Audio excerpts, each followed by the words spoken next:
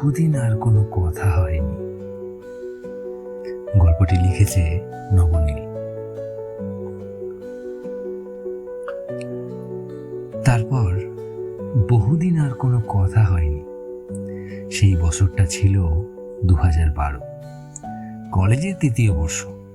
আমি তখন উত্তর কলকাতার একটা পুরনো বাড়িতে ভাড়া থাকতাম, আর সে থাকতো কলেজ স্ট্রিটের কাছে এক পুরনো চৌকো ফ্ল্যাটে। 2টো ঘর, এক রান্নাঘর আর বারান্দায় গাছপালা ভর্তি। তার নাম ছিল অনিন্দিতা, ডাকনাম অনি। আমার প্রথম আর সম্ভবত শেষ সত্যিকারের ভালোবাসা। অনি ছিল না খুব রূপসী, কিন্তু তার মুখে একটা নির্মল আলো ছিল, যেন কোনো পুরাতন তেলের চিত্রকর্মে নতুন কোনো পটু হাতের ছোঁয়া। সে খুব কম কথা বলতো, হাসতো ধীরে, আর সব কথা শুনতো কষ্ট করে নয়, বরং যত্ন করে। প্রথম পরিচয়টা হয়েছিল কলেজের ইংরেজি নাটকের ক্লাসে। আমি তখন হ্যামলেটের সংলাপ ভুলে দিশেহারা, আর ও ছিল অ্যাপিলিয়ার মতন শান্ত, ধীর ও দূর। তখন থেকে যেন আমি তার মধ্যে একটু একটু করে হারাতে থাকলাম।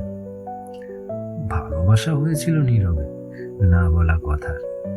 একসাথে লাইব্রেরি যাওয়া বা বইমেলার হেঁটে বেড়ানোর মধ্য দিয়ে আমরা একে অপরের লেখা পড়তাম।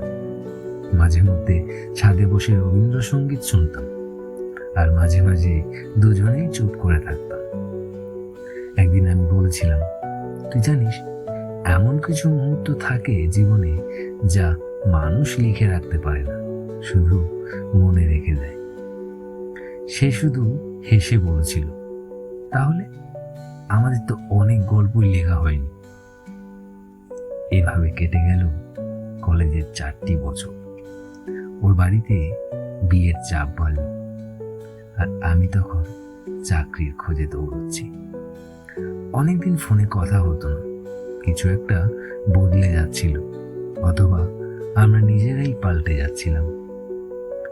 শেষবার দেখা হয়েছিল রবীন্দ্র সদনের সামনে, হেমন্তের এক বিকেলে। অনির চোখের কোণায় জল।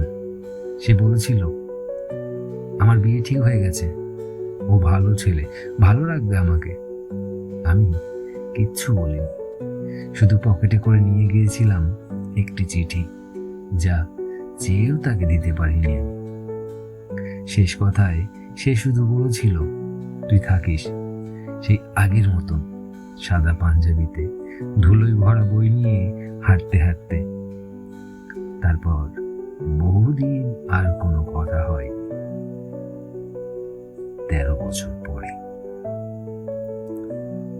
সপ্তাহখানেক আগে হঠাৎ ফেসবুকে একটা নাম চোখে পড়ল, অনিন্দিতা সেন মিত্র। প্রোফাইল প্রাইভেট, কিন্তু প্রোফাইল ছবিতে দেখা যাচ্ছে একটি ছোট মেয়েকে কোলে নিয়ে হাসছে। সেই হাসি আমি চিনি। সেদিন রাতে ঘুম এলো না। আমি পুরনো চিঠিটা বের করলাম, যেটা তাকে দেওয়া হয়নি। লিখেছিলাম, তুই যদি একদিন হারিয়ে যাস, জানিস, আমি আবার কলেজ স্ট্রিটের রাস্তার ধারে দাঁড়িয়ে থাকব, ঠিক সেই পুরনো সময়ের মতো। যদি ফিরে আসিস, আমি থাকব। যদি নাই আসিস, তবু আমি থাকব। কারণ কেউ না জানো, আমি তো জানি তুই আমার লেখা হয়নি মুহূর্তগুলোর সবচেয়ে সুন্দর অধ্যায়। চিঠিটা ফেলে দিলাম না, রেখে দিলাম টেবিলের ড্রয়ারে। কারণ ভালোবাসা হয়তো শেষ হয়ে যায়, কিন্তু কিছু অপেক্ষা শেষ হয় না, আর কিছু চিঠি কখনো পাঠানো হয় না, কারণ সেগুলো লেখা হয় শুধু মন খারাপের দিনগুলোর জন্য। তারপর বহুদিন হয়ে যায়, তবু মেঘলা দিনে হঠাৎ যেন একটা গন্ধ আসে বাতাসে। অনির চুলের মতন আর একটা সাদা পাঞ্জাবি হঠাৎ আলমারির কোণ থেকে বেরিয়ে পড়ে। তখন বোঝা যায় সবটা হারায়নি, অন্তত স্মৃতিরা জানে ভালোবাসা লিখিত না হলেও মুছে যায় না।